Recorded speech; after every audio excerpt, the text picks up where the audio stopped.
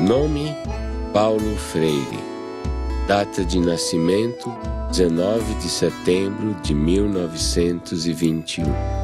Local: Recife, Pernambuco. Cor dos olhos: castanho. Raça: humana.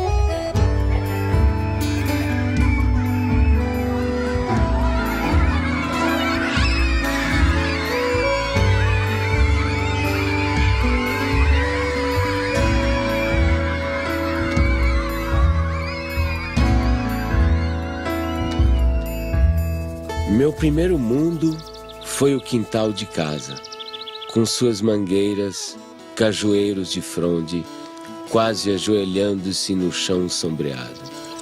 Ali engatinhei, balbuciei, me pus de pé, andei, falei. Eu fazedor de coisas, eu pensante, eu falante. Durante muito tempo, muita gente me pensou em mim ou falou em mim como se eu fosse um especialista em métodos e técnicas de alfabetização de adultos. Não é que eu ache que ser um especialista em alfabetização de adultos é uma coisa inferior. De jeito nenhum, eu acho uma coisa de uma importância enorme. Mas só que a minha preocupação desde o começo era um pouco mais gulosa do que essa. Quer dizer, o que eu buscava já naquela época, nos anos 50, era uma crítica à educação brasileira. Em Angicos, uma pequena cidade no sertão do Rio Grande do Norte, à beira da antiga estrada de ferro, começaram uma revolução. Sua primeira fase durou apenas 40 horas. O alvorecer de autêntica reforma de base que está repercutindo em todo o Brasil e que possivelmente logo envolverá o país inteiro.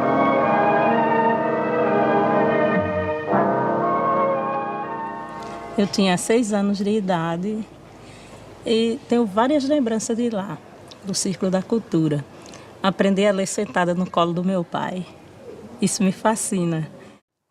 Recordar o passado é sofrer duas vezes. Eu sempre soube viver duas vezes. É sofrer? Não, é viver duas vezes. É melhor viver duas vezes. Olha, pela maioria, eu sempre soube que era viver. Recordar o passado é viver duas vezes. Recife. Ninguém mais pode ficar indiferente ao problema do analfabetismo em nosso país. As soluções aí estão. Não se pode recusar 40 horas a um homem que tem sede de saber, ou fome da cabeça, como dizem em Angicos, que precisa estudar, que tem esse direito até agora negado à maioria. Se lembra quando nós chegamos à cidade, a esta cidade aqui, para fazer aquele levantamento? A Neide era muito pequenininha, tinha 6 anos, nem se lembra ainda, né? Mas ainda me lembro alguma coisa. Eu lembro, porque passou um jipe com alto-falante anunciando que ia chegar essa escola e as pessoas não acreditavam muito. Eu vi minha mãe dizendo assim para meu pai que queria estudar. Ele disse, isso não chega pra gente, não. Cabia a nós fazer um plano de alfabetização e educação de adultos, visando 100 mil matrículas, uma maneira de mudar a situação. Nós fomos recrutados, participamos de um treinamento e a primeira providência nossa foi nós nos deslocamos para Angicos para fazermos o levantamento do universo vocabular. Então íamos de casa em casa e ao final selecionaram, ele selecionou em Recife as palavras geradoras. No conjunto delas estava contido justamente todos os fonemas da língua portuguesa. Começando do mais simples, por exemplo, em Angicos a primeira palavra geradora foi belota. Então você sabe, belota são 3 sílabas fáceis, mais fáceis, não é? E muito usadas. Então, a partir das palavras, quando nós vencemos todas as sílabas, aí começamos a formar as frases. Olha, a velocidade com que isso ocorre, na primeira aula de alfabetização, quando se vai escrever num caderno, a folha do caderno é insuficiente para escrever 3 sílabas. E o lápis fura a folha do caderno. Naquele momento em que eu comecei a aprender com a classe trabalhadora, o que significava ser uma consciência dependente, uma consciência política dependente. Um círculo da cultura é o nome que nós demos, Paulo Freire deu, para substituir a classe de alfabetização. Porque na classe de alfabetização permanece aquele sentimento de A sobre B, ou seja, de um professor que dita, um professor que diz, que transmite uma educação bancária, entende? E alguém que recebe. Quando nós chegamos em casa às 10, 8 horas da noite, 7 horas da noite, os meninos estão endiabrados porque não comeram bem, estão sujos, não tem água para tomar banho. Os meninos estão com fome, chateados, cansados, aborrecidos e impertinentes, e nós não podemos deixar de dormir, porque no dia seguinte, às 4 horas da manhã, a fábrica apita para acordar o bairro inteiro. E aí dizia ele: agora, como é que o senhor vai querer que, com uma situação como essa, a gente tenha o diálogo que o senhor quer? E eu morto, quer dizer, o homem fez naquela noite uma análise de classe que eu não tinha sido capaz de fazer. Noite após noite, 1 hora por dia, aula, que é o voto. Quem vende o voto não pode mais reclamar trabalho. Quem vende o voto é a massa. Povo vota com consciência.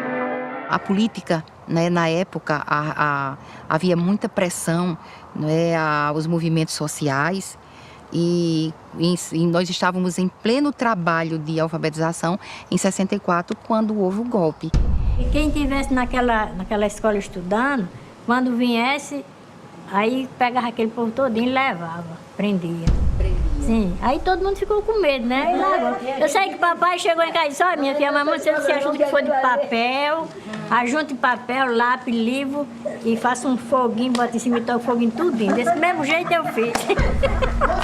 A mesma coisa eu fiz. Eu peguei todo o meu material, que eu tinha os slides, tinha tudo. A pena que eu tenho, se lembra daquele projetor, que era um projetor a gás, que eu ficava até não sei que hora da noite bombando, e a lâmpada Coleman, tive que dar fim a tudo, porque eu enterrei no muro da minha casa. Tenho a convicção de que o Brasil seria outro hoje se essa atividade não tivesse sido interrompida brutalmente, pelas razões que foi, ou seja, para inviabilizar exatamente a emergência desses que o projeto político pretendia e conseguiu que continuassem como excluídos.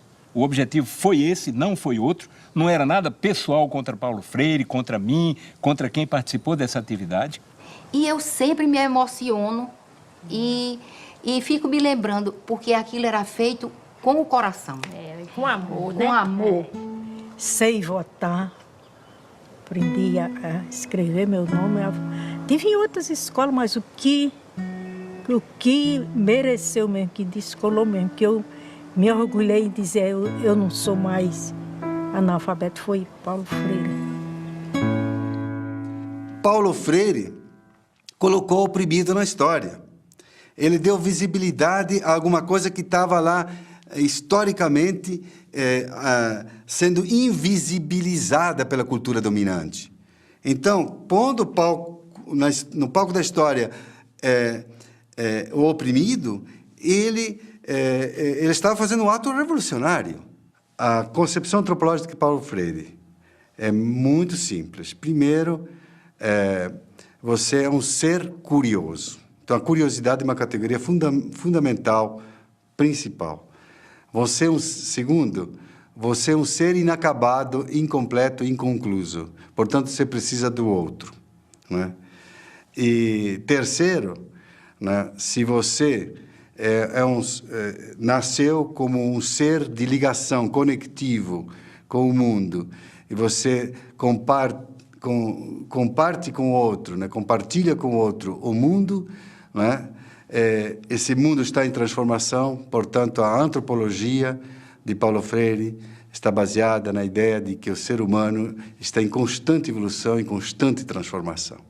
Primeiro, se nós somos um ser curioso, a primeira coisa que vamos fazer é ler o mundo. Então, a leitura do mundo é um princípio fundamental da teoria do conhecimento de Paulo Freire. A segunda é a tematização. Pegar aquelas palavras geradoras, aqueles princípios geradores, aquilo que o povo conhece, no caso do método de alfabetização, né? Aquilo que o alfabetizando conhece, e descobrir o que significa. E a terceira é a problematização. Você vê, a problematização é o momento culminante do método freiriano. Então, por isso que Paulo dizia, não quero saber de ser conhecido apenas como alguém que inventou o método, porque exatamente o seu método está ligado à sua teoria do conhecimento e à sua antropologia. Professoras, professores, alunos e alunas, boa tarde. E nós já estamos em nosso horário de começarmos o nosso turno vespertino. Nós teremos as nossas atividades na Sala do Lego, na biblioteca, atividades de agricultura, e com certeza será mais uma tarde de uma construção da nossa aprendizagem. Então, assim, ao iniciarmos a escola, fizemos a proposta aos servidores, aos trabalhadores da educação aqui. Vamos estudar Paulo Freire, vamos compreender a sua proposta de educação, essa perspectiva de humanização, de libertação, de conscientização. Então, assim, a escola não existia e depois veio Paulo Freire. Paulo Freire existia antes em nosso coração, como uma proposta de vida. E, assim, a proposta conosco depois surgiu um espaço concreto para vivermos a prática dessa teoria. A gente tentando e era difícil mesmo. Como pegar um aluno que vem da roça, passa 2 meses em casa, 1 mês só aqui e fazer esse menino, né? Aí o jeito foi o quê? Mergulhar nas leituras e aprender com esses teóricos, né? E a base da gente foi Paulo Freire pelo fato de ser uma coisa mais próxima da gente.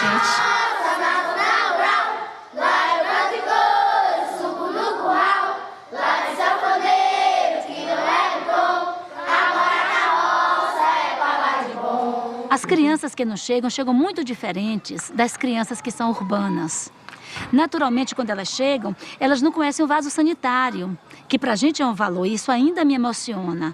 Saber que muitas das nossas crianças tiveram que usar muito tempo o quintal da escola porque não sabiam usar um vaso sanitário. Então elas chegam aqui, às vezes, com um comportamento muito agressivo, né? Às vezes nós temos crianças aqui trazidas pelo Conselho Tutelar, crianças que a gente não conseguia chegar junto, tocar, porque elas resistiam.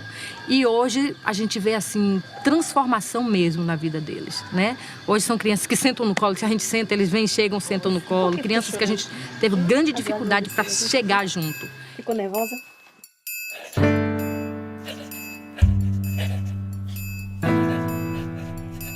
Para mim, o exílio foi profundamente pedagógico. Quando exilado, tomei distância do Brasil, comecei a compreendê-lo melhor. O exílio, rapaz, o exílio me deu muito. Só que o preço do dado é equiparado, tá fazendo? A quantidade que tu ganha é a quantidade que tu tem que pagar. O preço é alto, o preço é e foi alto. Olha, eu só não te diria que eu me sentia destroçado, porque afinal de contas é muito difícil que eu me destroce, entende?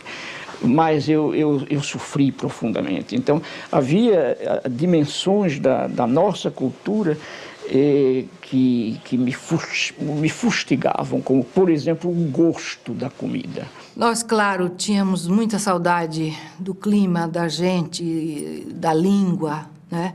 Mas a estrutura familiar na questão da comida, por exemplo, do universo, né? Da cultura, da comida, nós tínhamos tudo. Todo dia minha mãe arrumou feijão não sei aonde e galinha de cabidela que ela ia, achava no mercado Larvega, trazia e fazia a jeba da galinha. E fazia. Era uma comida que se você entrasse...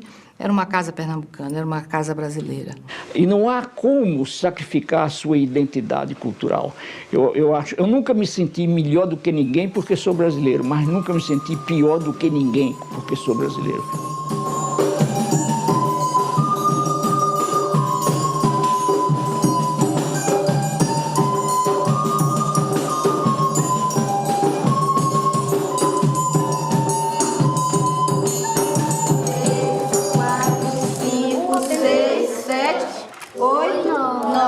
A resposta vai ser o quê? Rede resposta. Quantas goodies ele dividiu? 9. Sobrou 9 goodies para cada colega. 9 goodies. Isso aqui é uma ferramenta chamada sacho. Ele tem uma ponta justamente para poder fazer o quê? Para poder fazer a cova. Né? Então nós vamos fazer a cova e a beterraba já está aqui. Nessa posição ela não pode entortar a raiz porque senão vai deformar. E aqui nós vamos fazer esse procedimento. Dá mesmo aqui, ó. Pronto, tá faltando. Coloque aí no local. Um pouquinho mais, ó. A raiz ficou um pouco baixa. Ao retornarem para casa, eles levam daqui da escola algumas sementes. Cenoura, beterraba, das hortaliças que eles já cultivam aqui. Lá eles têm o objetivo de, ao chegarem lá, passarem para os pais o conhecimento que eles acabaram adquirindo aqui ou então que reforçaram já tendo esse tipo de conhecimento. Lá eles fazem o que fizeram aqui. Alguns já assim vendem, eles chegam falando, ó, a gente ganhou dinheiro, porque eu plantei o coentro, plantei alface, plantei isso aqui. E aí eles vendem isso e ganham dinheiro, né? Aí ensinei a meu pai, a fazer assim como o professor ensinou. E ele sempre ensina, traz a semente da planta, ensina como é que os professores lá ensinam para eles plantar. Eu digo, já aqui nós plantamos diferente. Nós samei a terra toda. Ele, não, mãe, não é assim. O professor lá ensina para nós fazer arleira e samear a sementinha. Depois, se tiver junto, ele vai, arranca um pouco daquela muda para poder ficar mais embastido. Ele sempre conta tudo. O exercício de tornar-se capaz de ler e escrever exige de quem realmente aprende uma postura de sujeito que cria o seu próprio aprendizado. A comunidade freiriana, para nós, né, é esse conjunto de instituições, pessoas que partilham a identidade do legado de Paulo Freire, né? E o que significa isso? Na verdade, são associações, grupos, instituições que vão se formando no mundo. Por exemplo, Portugal e Espanha. Em Portugal ocorreu o Fórum Paulo Freire em 2004, este ano agora, 2006, né, na Espanha. Enfim, são centros de estudos, né, freirianos, né, pesquisas, espaços de formação educacional. Oi, Luísa Cortesão. Primeiro, quero te agradecer muito pela sua contribuição aí de Portugal nesse documentário. Gostaria que você falasse um pouquinho o que é que vocês estão realizando, a experiência freiriana do Instituto aí. Está a ver, portanto, são debates muito aprofundados e muito fundos sobre questões teóricas que têm que ver com problemas que são sentidos na realidade.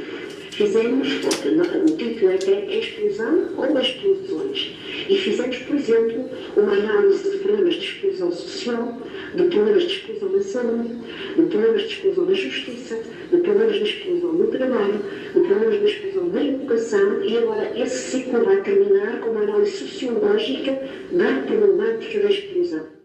O que te levou a fundar uma cátedra Paulo Freire aí na Suécia, num local em que, digamos assim, há tão poucos oprimidos? Aqui em Suécia, depois de los años 70, que a gente conheceu aqui a Paulo Freire, há renascimento de interesse. Aqui em Uppsala, há projeto muito interessante de desenvolvimento sustentável, meio ambiente, não?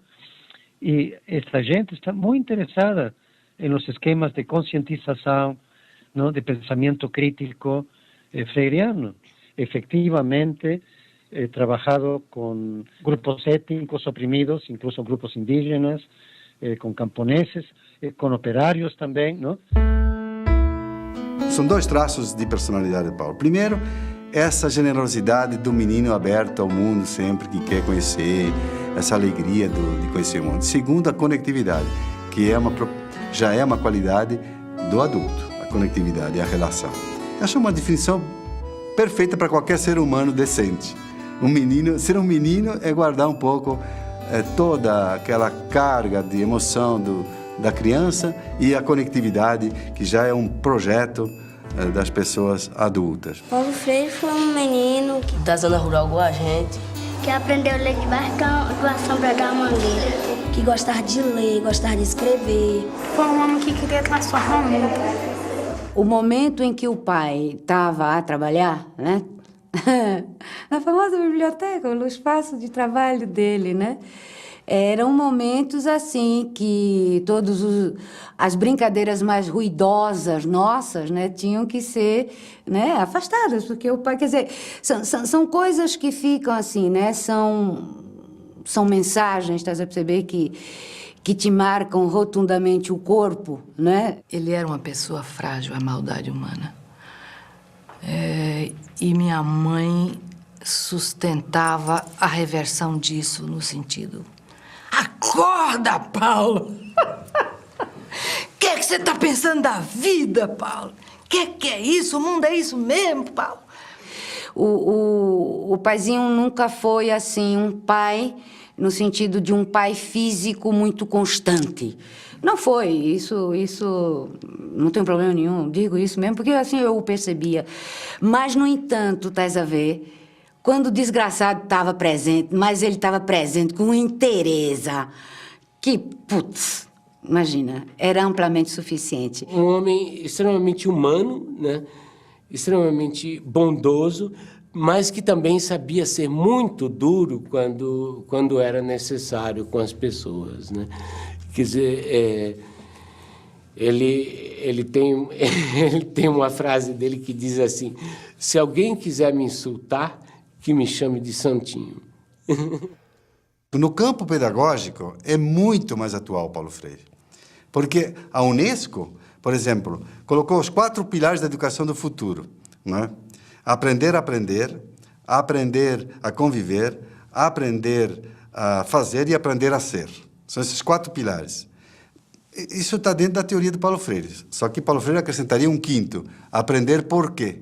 Contra quem, a favor de quem. Ele politizaria muito mais esses 4 princípios, 4 pilares da educação do futuro, evidentemente. Ele sempre coloca a questão do porquê. Vocês sabem o seguinte, que o computador ele é feito de partes. Nosso trabalho aqui parte da realidade desses educandos que vêm da zona rural, né? A gente procura estar trabalhando com tudo que é próprio do cotidiano deles, mas a gente não permanece, né, nessa realidade. A gente começa a trabalhar justamente inserindo a internet, a informática, né, nessa vivência dele aqui, para que ele transforme essa vida. E abrindo possibilidades novas para eles, né? São 600 crianças divididas em 3 grupos. 3 grupos de 200. Enquanto nós temos conosco 200 crianças imersas numa educação formal, nós temos 400 crianças em suas casas, sendo visitadas pela equipe itinerante. Então, lá na roça, a equipe itinerante corrige atividades, dá orientações, trabalha com a questão da agricultura, que já é trabalhada aqui, mas fortalecida em casa, porque as crianças ensinam também aos seus familiares, e a equipe itinerante faz uma avaliação desse trabalho, assim, que a escola orienta para o aluno executar em sua casa. 2 mais 5. 7. 4 mais 1. 5. Então, a senhora tem que dedicar, assim, dar um tempo para ela, para que ela possa estudar. Que a gente sabe que ela ajuda a senhora na lavoura, sim, mas ela tem que ter, assim, um tempo disponível todo dia para fazer a atividade dela. Tem pais que dizem assim, que 2 meses em casa, eles ainda dizem assim: professora, não deu tempo para os filhos fazer as atividades. Porque, às vezes, eles tiram os filhos das atividades que levam para casa para pôr na mão de obra, porque tem que ajudar nas despesas da casa. Eu estou trabalhando agora com atividade de artes. E essas atividades é uma atividade que desenvolve a coordenação motora, cognitiva e também ajuda no desenvolvimento da criatividade de cada criança. Ó, o restante fica em silêncio e vai terminar a tarefa, tá certo? Certo. Não tá deixando eu falar. Nadson, pode vir, Nadson. Que sacado, o mestre, ordinário vai, o mestre,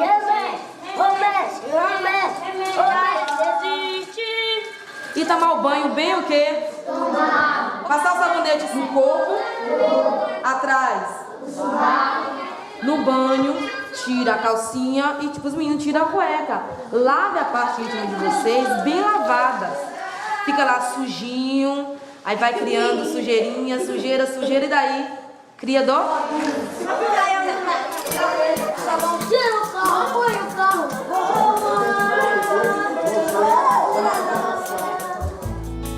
Foi aprendendo que percebemos ser possível ensinar. O que nós vamos fazer hoje é uma coisa que alguns alunos nossos já têm experiência da disciplina Política e Problemática da Assistência, que a gente vai promover um círculo de cultura, tá? Nesse círculo de cultura nós vamos tratar hoje da doença infantil como uma patologia social e uma patologia orgânica, tá? Vocês receberam um texto, esse texto vocês já leram. A gente trabalha com uma pedagogia problematizadora, trazendo os casos, que a gente chama de casos da saúde, né? Transformando esses casos em situações existenciais, né? Então começa já a interface com o método, a pedagogia freiriana. E aí a gente chega para ela e diz, o que está acontecendo? Uma pergunta assim geral.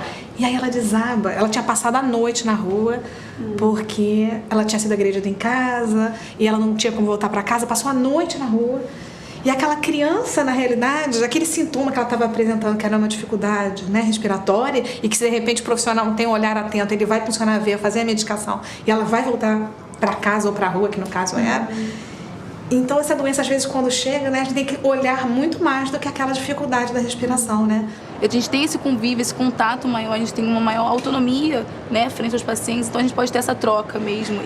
E lá a gente vê os casos de reciprocidade de mão dupla e a de uma via só. Quando você chega a um paciente e talvez nem dá um bom dia, já chega fazendo os procedimentos que tem que se fazer, é uma outra forma de reciprocidade, entendeu? E quando você chega falando, bom dia, como você tá, tudo bem? E aí, acho que você perde um minuto a mais, e às vezes nem é perda, é ganho, porque você vai ter o melhor atendimento mesmo para esse paciente.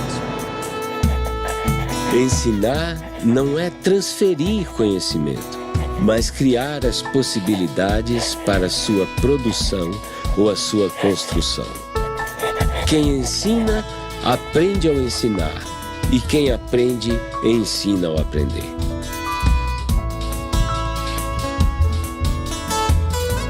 Pedagogia do Oprimido, que é um livro que já estava praticamente pronto em 68, mas que saiu publicado pela primeira vez em 70, e que é o principal livro do Paulo Freire, o mais importante. Há pouco tempo encontrei esse livro, Pedagogia do Oprimido, 15ª edição. E aí, quando abri o livro, me surpreendi com uma série de anotações do próprio Paulo Freire, do punho dele. Ou seja, é bom até avisar os leitores que a edição autorizada para ser lida mesmo é da 16ª em diante da Pedagogia do Oprimido, porque ele corrigiu o livro todo. Mas o que é mais interessante, isto contesta, é uma das provas do rigor do Paulo Freire com relação ao pensamento. Eu considero a obra de Paulo Freire, e ele também a considerava, eu ouvi depoimentos dele nesse sentido, não como a obra do terceiro mundo. Ele disse, eu não quero escrever uma pedagogia exclusiva para o terceiro mundo, né? Eu acho que colocar Paulo Freire no terceiro mundo e sectarizá-lo no terceiro mundo significa não querer ver a opressão na sua totalidade que vem do primeiro mundo.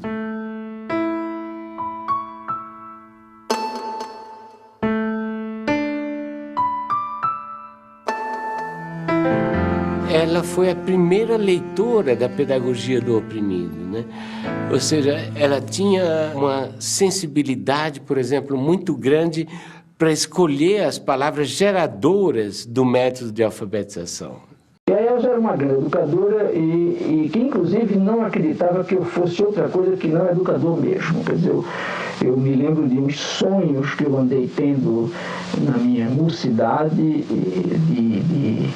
de ser juiz de direito, de fazer uma carreira por aí, e ela me dizia, rindo, apesar de todo o respeito que eu tenho pela magistratura, eu acho que você é mesmo um educador.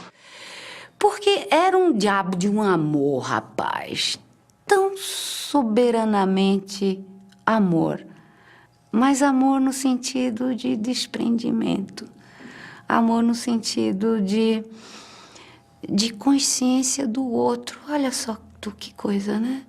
Quer dizer, ela teve um papel indiscutível na minha vida durante um longo período em que nós vivemos sem hiatos, não? Casados durante 42 anos. É um tempão, um negócio fantástico. Quando minha mãe morreu, meu pai morreu também. Morreu e eu escrevi até um poema falando disso. Quando minha mãe morreu, eu perdi meu pai, né? Fiquei órfã de pai e mãe e vou por aí. E ficou um pedaço de pai conhecido e um pai completamente desconhecido, que era aquele meio morto, né? Quando a Elza morreu, é óbvio que um cara que amou desse jeito, quando morreu, a pessoa que ele amou, morreu nele e com ele um bando de coisa. E, inclusive, morreu a vontade de viver.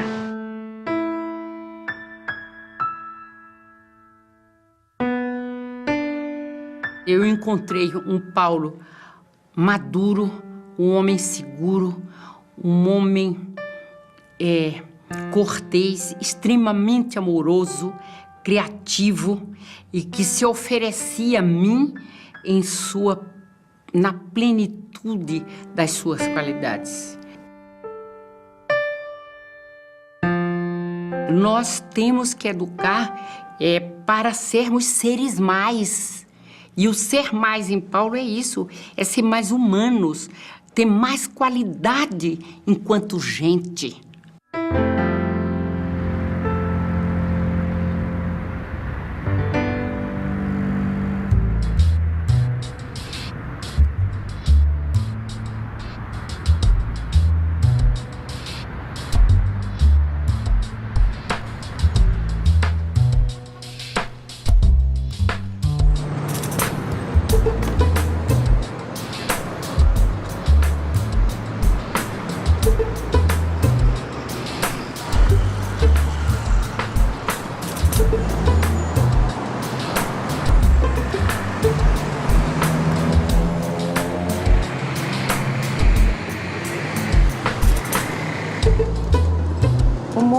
É um movimento de alfabetização, né, que surge junto às camadas populares, buscando uma nova maneira e uma nova perspectiva de alfabetização, né, vinculada principalmente a esse pensamento e essa filosofia freiriana.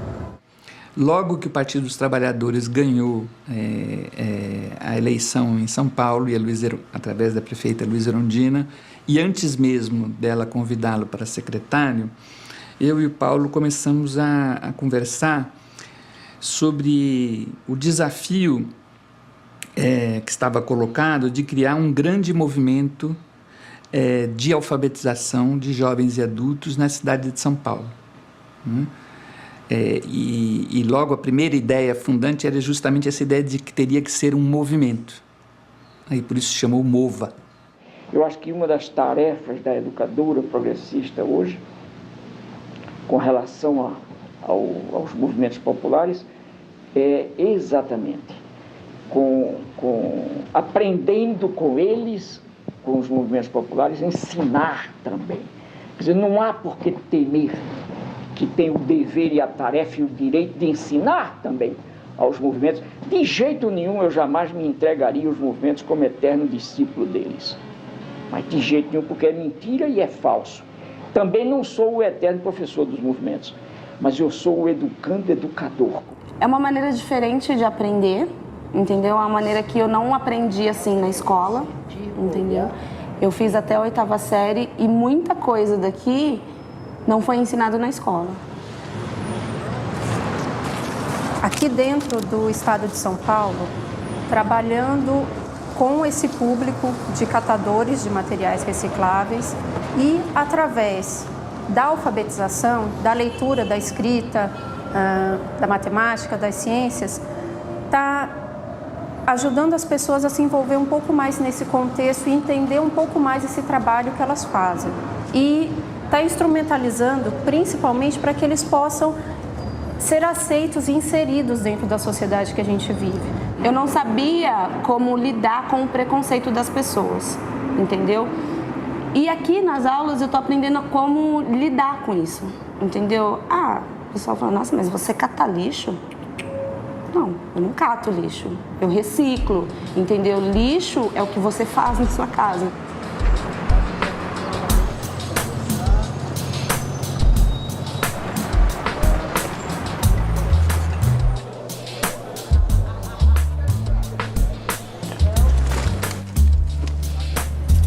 Estou aprendendo mais a me comunicar mais com as pessoas, né, que é um pouquinho fechado e ficar mais extrovertido, né? Por causa da maneira que a gente aprende, né? Não é uma coisa assim que a gente chega na escola e não sabe o que vai fazer. No fim da aula a gente já sai satisfeito porque realizou alguma coisa. Depois que a gente criou essa poesia com esse tema, coletividade, o que teve de importante com isso depois? Muito importante porque a gente é capaz de fazer uma poesia, né? Existe muita criatividade para isso, mas muitas vezes a gente no coletivo consegue conquistar mais ideias, né? Quem quer escrever Tempo Perdido? Minha poesia, estar com você. Sou uma pessoa muito contente e alegre, gosto de estar perto de vocês. Aprendo a ler, aprendo a escrever. Meu nome é Ailton, sou pobre de dinheiro, mas sou rico de saúde. Sobre as águas do mar e a luz brilhar ali pela rua passar sem saber o que, me sentindo tão só, sinto que é amor, sigo amor, amando-te assim. Nós dois, amor e dai. Bom.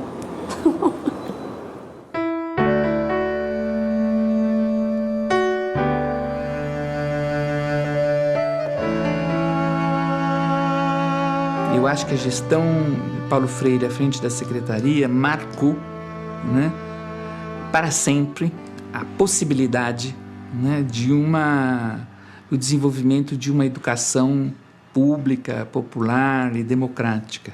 Eu acho que houve uma preocupação, né, muito profunda com valorizar, né, a figura dos educadores e das educadoras da rede municipal.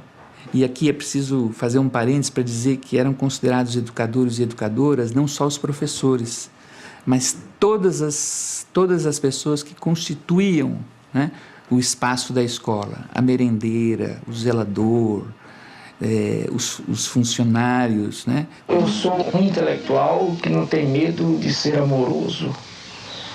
Eu amo as gentes e amo o mundo. E é porque amo as pessoas e amo o mundo que eu brigo para que a justiça social se implante antes da caridade.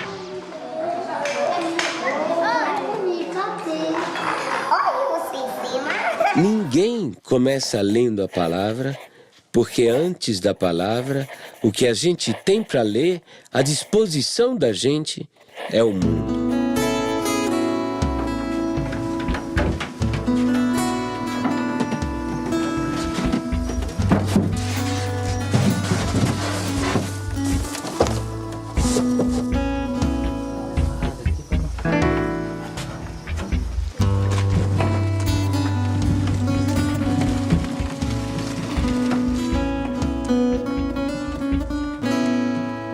Porque se não tivesse esse curso aí, né?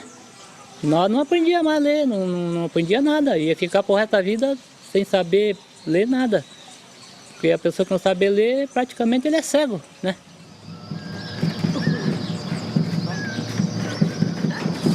Vamos, peixe.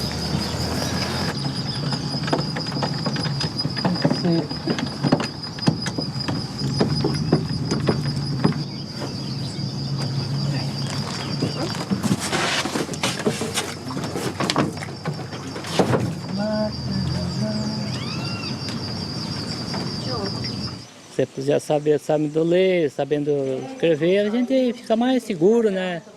Tem mais jeito para chegar, conversar, né? Nós gostaríamos de saber se esse projeto que nós estamos trabalhando com vocês, se desenvolveu alguma coisa boa. Por isso que eu escolhi uma palavra para comentar com você, para comentar nesta aula, né? Então, essa palavra é cidadania. Chega em casa, olha, que a professora me deu isso, tem lição para me fazer. Se entende, dá uma força para mim, me explica. Se eu entendo, eu dou uma força para ele, ensino ele. Ensino ele para se desembaraçar mais, né, na lição. Mas eu acho que ele aprendeu bem mesmo. Esses meses que ele está na escolinha. Porque a gente que trabalha de empregada doméstica, assim, né? A pessoa não sabe dos produtos que tem que passar para limpeza, né? E assim, aprendendo a ler já é uma força, né? Boa, né? Sabe o que produto que vai usar. Vem aqui, filha. Sabe o produto que vai usar. E deu uma força boa. Ela vai na escolinha comigo também todo dia. E ela tá fazendo o prezinho. Eu aprendo mais com ela, né? Ela aprende comigo. Assim a gente vai indo.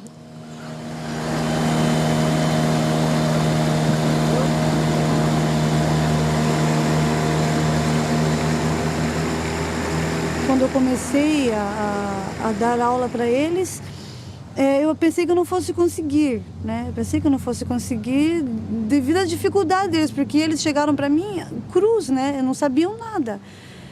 Aí eu comecei, passou umas 2 ou 3, acho que não chegou um mês de aula, chegou uma das alunas e falou: Miriam, eu consegui ir na Previdência Social, sozinha. Eu fiquei até emocionada, né? Quando eu vi assim, né, o Ministério, né? Aí, olhei assim, aprendi a ler. Para mim era uma emoção. Porque na época a gente era jovem, eu não podia, não tinha oportunidade para estudar, né? Eu só trabalhava. Então, eu dei graças a Deus, né? Por essa oportunidade, né? Que a gente teve agora de estudar, porque tudo tem seu tempo, certo, né?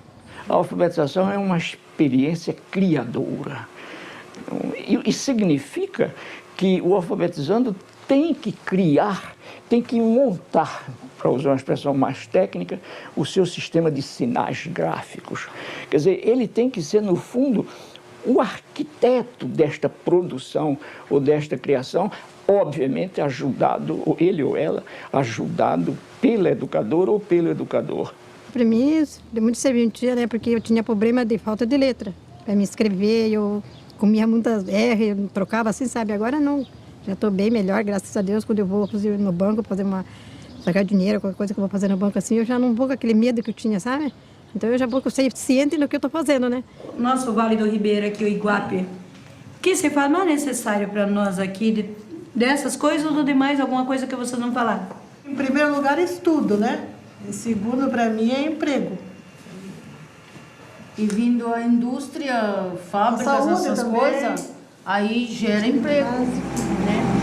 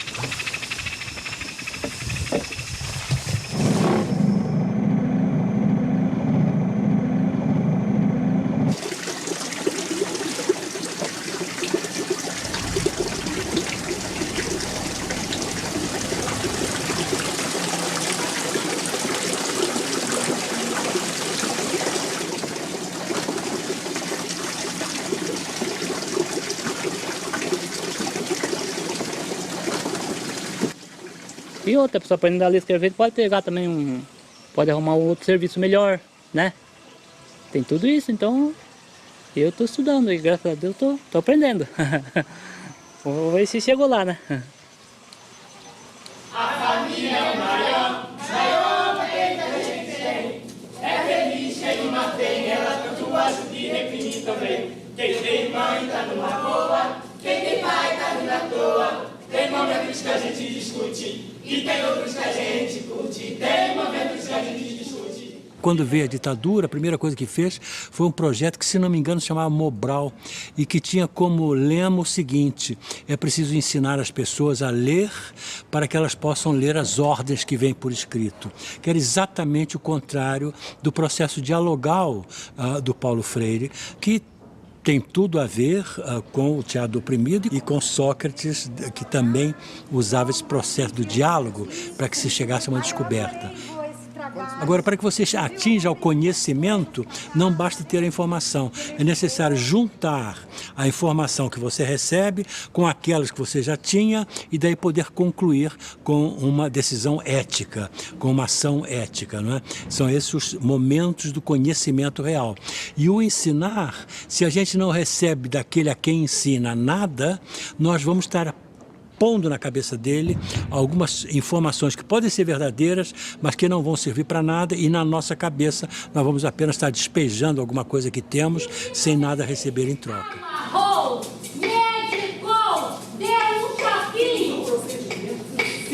Eu não tenho dúvida nenhuma de que eu não posso ser entendido fora de uma compreensão da ética em mim e da política em mim. Eu acho que nenhum educador, nenhum pensador da educação está afastado disso.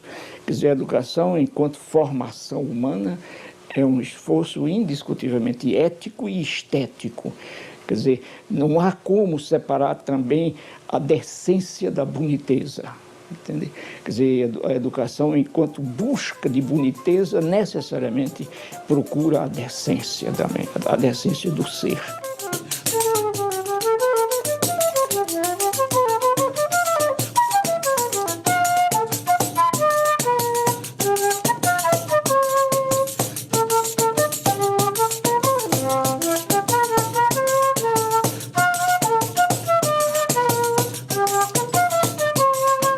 Os instrumentos, eles são um meio de transporte para a música que está dentro de cada um de nós, né? E a gente tem que desenvolver, é importantíssimo que o aluno primeiro, ele desenvolva essa noção dos sons mais agudos, dos sons mais graves, da percepção dos sons antes de entender a música no papel. Agora presta atenção no que eu vou tocar para vocês. O som mais grosso, esse aqui, ó, esse som mais grosso, é esse som aqui. Agora tem esse outro dó aqui, olha. É um som um pouco mais agudo, ó. Esse. Agora esse outro é um pouco mais agudo. E esse último é muito fininho, parece um passarinho ou um bicho que tem um som muito fino, ó. Processo de alfabetização musical, do início da aprendizagem musical das escolas tradicionais, ele trabalha da forma contrária. E aquilo que me motivou a desenvolver esse trabalho a partir da perspectiva freiriana. Então, o aluno, ele levanta, digamos, a nota dó, né? Dó, ré, mi, fá. E o TEDEM diferencia essa forma de aprendizado porque fica em destaque, né? Fica o espaço vazio do som, do som que você está querendo produzir, reproduzir, não é?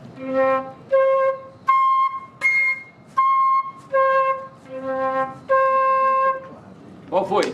Isso, muito bem, os dois acertaram. A ecopedagogia é um capítulo da pedagogia do oprimido. Por quê? Se a gente considera a Terra como um ser vivo e em evolução, hoje essa Terra é um grande oprimido. Nós vivemos de forma insustentável. Nós temos tudo para destruir o planeta, não pelas bombas atômicas. Nós podemos destruir hoje o planeta pelo modo insustentável de vida que vivemos nesse planeta. Então, nós temos que refundar os princípios da pedagogia para que ensine as crianças, jovens e adultos a viverem de forma sustentável, a terem um estilo de vida sustentável. Então, eu creio que esse vai ser o grande tema do século XXI. E Paulo Freire é esse educador do século XXI, porque estava extremamente ligado a essa temática da sustentabilidade. Quer dizer, há pessoas que me consideram um sonhador, e eu sou um sonhador, mas não um sonhador maluco.